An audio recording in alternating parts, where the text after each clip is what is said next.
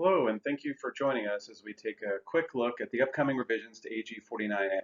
We're going to briefly discuss what's happening, why it's happening, what it means, and we'll go through a few FAQs at the end of this. So first of all, what's actually happening here? There are some upcoming revisions to AG 49A that are going to go into effect on May the 1st, 2023. They are intended to bring a quick fix to index UL illustrations that use non-S&P 500 index options. But the question is, what actually needed to be fixed quickly, though? So first of all, a brief history of AG 49 would be helpful before we discuss the revisions to AG 49A a bit further. Before AG 49, carriers would use a variety of look-back time frames when determining their illustrated rates. Some would use a 15-year look-back, or a 20-year, or 25, or 30-year look-back time frame, and this lack of uniformity resulted in higher illustrated rates than we see today. Now, the original AG 49 came in two phases. The first was on September the 1st, 2015, and this standardized that look-back time frame to 25 years and effectively lowered max illustrated rates. A typical product that had a 12% cap and a 0% floor would have an illustrated rate in the high 6% range. So that standardization of look-back timeframes helped to bring down those illustrated rates. Now the second phase of AG 49 went into effect on March the 1st, 2016. And this limited index credits on loans to 100 basis points greater than the loan charge on a participating or a variable loan. It also mandated consumer disclosures. It introduced alternate rate scale and mandated the inclusion of a chart showing 20 years of actual index returns. Now, after AG 49 went into effect, we saw more and more carriers come out with multipliers and cap buy-ups and other types of enhancements. So AG 49A went into effect on December the 14th, 2020. And what this did is it was really targeted towards products with those multipliers, the cap buy-ups, and other enhancements. And any bonuses that the idea was that they should not illustrate better than products without those enhancements. So why are there changes happening to AG 49A? Well, after AG 49A, we saw more and more IUL products that would use proprietary volatility control index options that would illustrate more favorably than the S&P 500 index options, particularly when used with bonuses that are not tied to index performance, because AG 49A was really targeted again towards multipliers, cap buy-ups, and enhancements tied to index performance. Now let's look at an example at what's been happening. Now this chart shows a hypothetical side-by-side of two different index options under current AG 49A guidelines. While the S&P index option has a hedge budget of 475, again, hypothetical example, the volatility control index option has a hedge budget of 3.75. Now, what's been happening is the illustrated leverage, which is prescribed under AG 49A for the benchmark index account, which typically is the S&P 500, that is mandated to be no more than 145%. So the way the max illustrated rate is determined is you multiply the hedge budget times 145% illustrated leverage or option profit, and then you come to the 6.89% max illustrated rate. On the volatility control index, you see the lower hedge budget, which is reflective of the lower costs of hedging the volatility control index options. You see an illustrated leverage or option profit greater than the 145% though. So when you multiply the hedge budget number times that number, you come to a max illustrated rate of 6.12. Now we've seen more and more volatility control index options include a bonus in them. This particular example is reflecting one that has a 100 basis point bonus. So when you factor that in, now you see how the volatility control index option illustrates better than the S&P 500 option.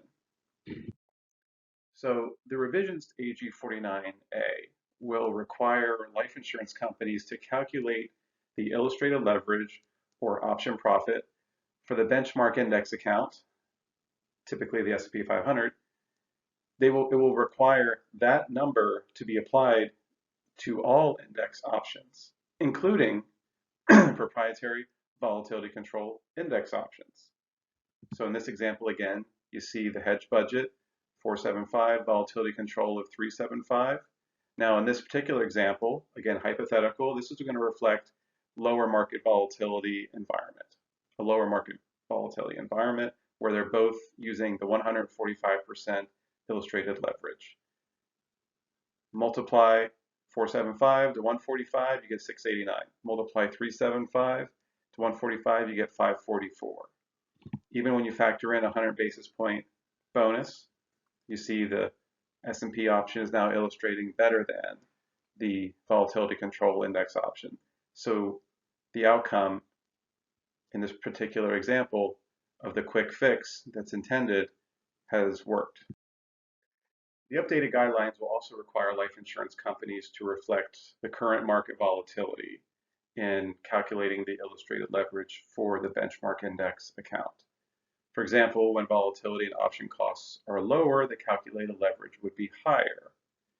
When volatility and option costs are higher, the calculated leverage will be lower. The previous chart that we just looked at was an example of the former, a lower market volatility environment. This one shows a higher market volatility environment. And you see that reflected in the illustrated leverage of 129% versus 145%. The cap rate in this, for example, is also lower at 975. But when we do all the calculations again, you see that even with the 100 basis point bonus on the volatility control index option, it still is illustrating at a lower rate than the S&P option is.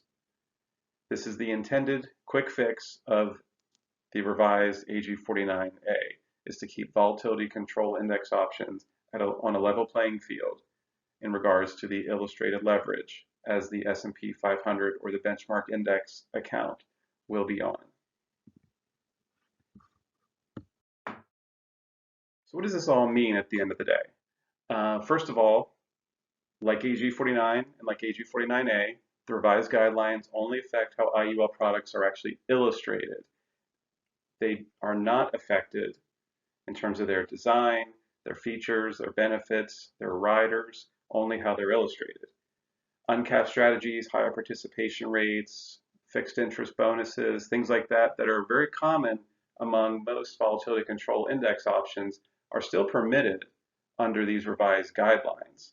But the illustrated performance between the quote-unquote best illustrations and the quote-unquote worst illustrations will begin to narrow considerably.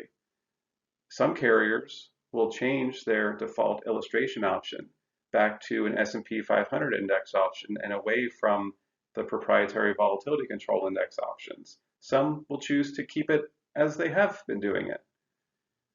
The important thing to keep in mind, though, is that these proprietary volatility control index options should continue to be available and continue to resonate with clients who value that wider variety of asset classes, along with the expectation that these volatility control index options bring for more stable returns.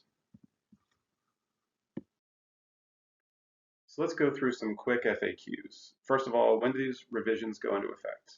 Well, they go into effect on May 1st, 2023. When will carriers implement these changes? This is going to vary by carrier because the regulation said policies sold as of May 1st, but they didn't define what sold means.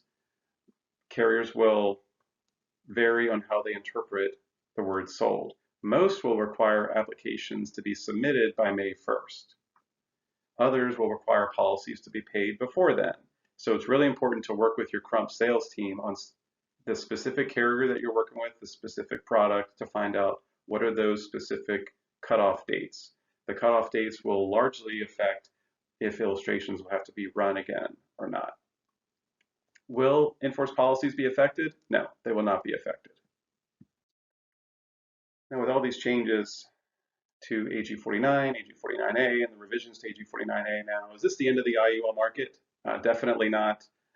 According to LIMRA stats through the end of 2022, IUL sales make up about 80% of total UL sales. So this is not a product category that's going to go away anytime soon. These changes are a natural response to a product category that has grown and evolved over the years. Carriers will continue to innovate, add new features and benefits, and the value proposition of IUL has not changed. It's still upside potential and downside protection. It's more important than ever, though, to focus on those features, those benefits, those riders that will not change for the life of the policy, rather than to focus on illustrated values that can and will change. So we hope this has been helpful in answering some of your questions. If you have any additional questions, please contact your Crump sales team with those. And thank you again for joining us, and have a great day.